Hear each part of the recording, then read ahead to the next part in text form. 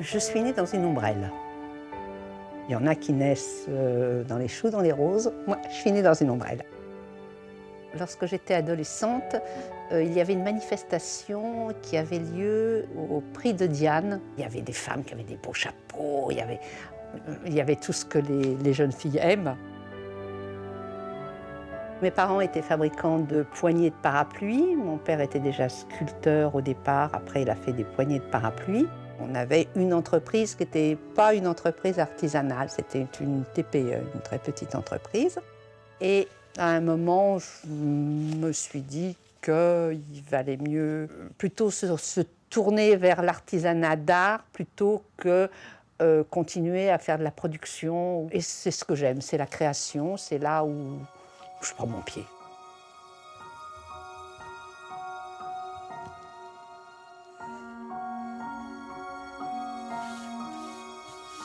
Ma réorientation s'est faite parce qu'à un moment, j'en avais assez de faire des séries. C'était de l'industrie. Enfin, pour moi, ça représentait de l'industrie.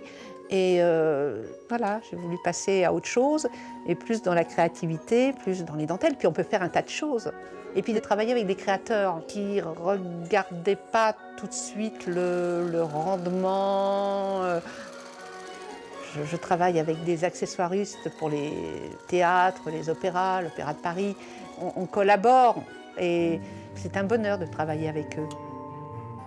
Et on travaille aussi pour les robes de mariée, pour assortir les ombrelles, les dentelles aux robes de mariée. C'est pareil, c'est dans une ambiance, ce n'est que de la joie.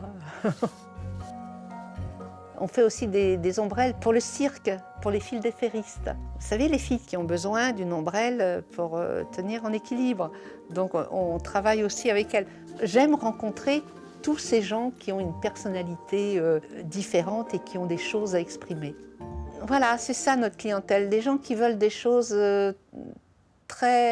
vraiment très particulières.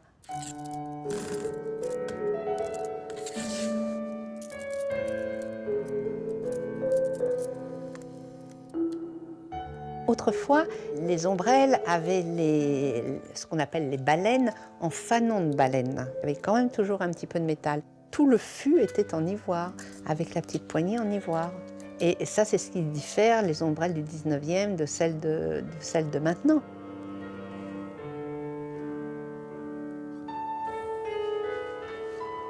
Une ombrelle sert à se protéger du soleil. Et elles ne sont pas spécialement petites parce qu'autrefois, elles faisaient 40 cm de diamètre et maintenant, elles en font 70. Donc, elles ne sont pas si petites et c'est toujours pour se protéger que le visage. On ne veut pas s'abîmer la peau, on doit avoir une peau bien blanche.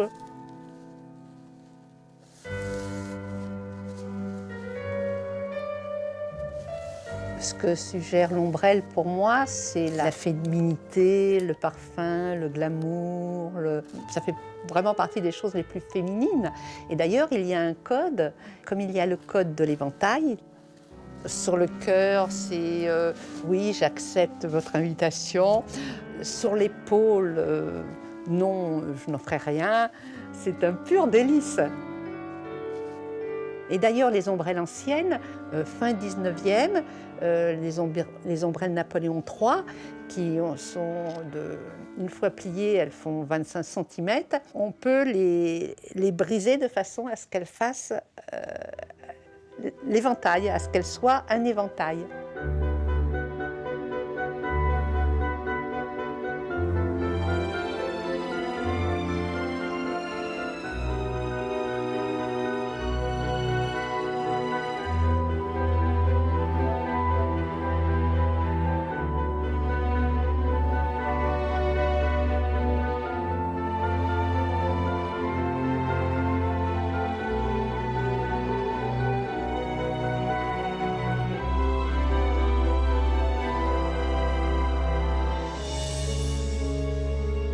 Une ombrelle aboutie, c'est quand l'ombrelle correspond à la personne.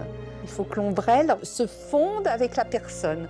Mais c'est en Asie où les femmes, elles aiment les choses où elles sont déjà. Elles sont, elles, très féminines. Elles aiment ce qui est féminin, ce qui est délicat. Elles aiment les soies, elles aiment ce que nous, on a un petit peu perdu en Europe, malheureusement.